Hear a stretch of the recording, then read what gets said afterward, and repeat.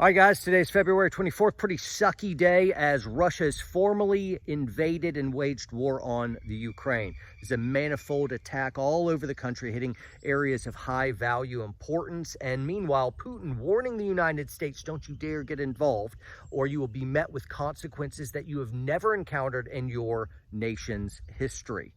China standing by as well, watching, knowing very well that Russia's going to invade the Ukraine and take that over. And later, who knows when, China will absolutely invade Taiwan. And they're expecting the U.S. to do absolutely nothing about it. Maybe Biden will make a bunch of more weak sanctions, or perhaps a strongly worded letter in between trips to the ice cream parlor. He's going to do a big fat nothing. And that allows tyrants and folks that would like to use power to enlarge territory to become more and more aggressive and arm up. And now our enemies will ally more and more with each other. And so this sets an extremely dangerous precedent in that weak sanctions are not going to be good enough. This is a domino that can very easily cascade into a bunch of other horrible effects later, because it's not, guys, it's not Russia that really keeps me up at night, and it's not Putin, right? I think we could crush them like a bug. China, though, is a really, really big deal, and believe you me, there's some type of understanding and alliance there. And this is how world wars start. World War I and World War II, it started with an act of aggression and violence that was seemingly small, and then everybody called their allies, and before you know it, we're thrown into a full-board world war. And I'm not trying to be sensationalistic. I'm just saying this is the course of history. In the War of the Roses in the 1400s, there was Henry VI. He was called the Lamb. His father was Henry V, and he united all England to do great, daring acts. However, Henry VI being sickened and weak and not as courageous or strong, it plunged the country into chaos as all these power struggles ended up going on. And so a weak man, somebody who is going to do nothing more than make some weak sanctions, won't even condemn Putin directly. This is extremely dangerous, and our enemies know it. They do not fear Biden at all.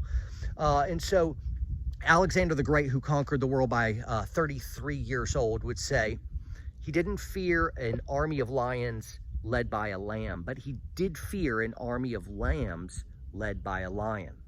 And so that's what our enemies understand. People who live and die by the sword understand who else knows how to use it. And Biden certainly does. He's a 50-year lifelong bureaucrat whose great skill is getting elected and staying in power and making deals. It's not commanding a military, So this is a man who left American citizens behind enemy lines in Afghanistan after literally handing over the keys and really betraying our Afghanistan allies that we had propped up, and then just all of a sudden didn't leave a reserve force like we do in all these different countries of South Korea. Of like, once we stay small reserve element just to help, we just pulled the whole ship and gave them $80 billion worth of tech and munitions to be used against us and our allies later. The guy who's capable of doing that, just giving that over and abandoning Americans behind enemy lines, will certainly not save Ukraine, and they will certainly not save Taiwan when they call to help. And as our allies become more and more emboldened, ultimately we're going to have to pay the piper, because like World War II, we stayed out of it for a long time. As long as possible, we tried to stay out of it and keep the peace. But guess what?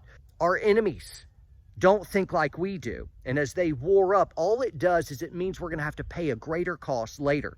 In a couple years, we're going to have to elect a stronger man who has the balls to be able to defend us and to be able to understand the greater strategy that's playing out. And who knows what the fallout's going to be if we wait until later.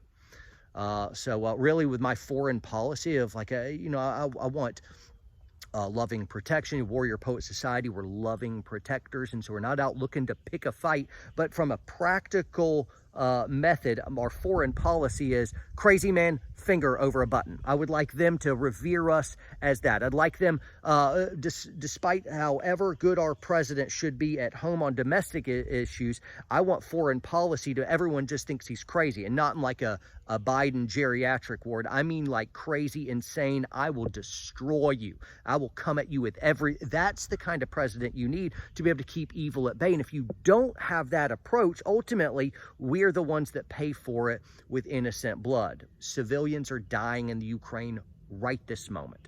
It's needless death, but that's what tyrants do. And only good people can keep evil ones at bay by force. So anyway, guys, these are my thoughts so far. Make sure you're praying for the Ukraine, that you're being vigilant, and make sure that we don't have cowardly leaders representing you in your states, your districts. And so make sure we have strong leadership, loving protectors. That's the kind of stuff we want. And so make sure you're doing that, and button down the hatches for you and yours. Make sure you are able to, you know, protect, provide, right? Never give up your guns. Right now we're seeing this is such an interesting case in point. The Ukrainian citizenry, every household clearly doesn't have guns or anything as way in the world. Nobody's quite like the U.S. in our Second Amendment or anything. But right now, the Ukrainian government is doling out firearms to anyone that they can basically put into their hands, because they recognize the situation is dire. And when it's time for defense, it's no longer time to play anti-gun control it's no time to play gun control games anymore. Now it's a time to practically defend. And that's what people who hate gun control always know along. Of like, man, you got to be able to protect. You got to be able to defend. Never give up your guns, because you're going to need them. Sooner or later, you'll need them. So anyway, guys, this is John Lovell, Warrior Poet Society. Train hard, train smart, stay free, and pray for the Ukraine. See you guys.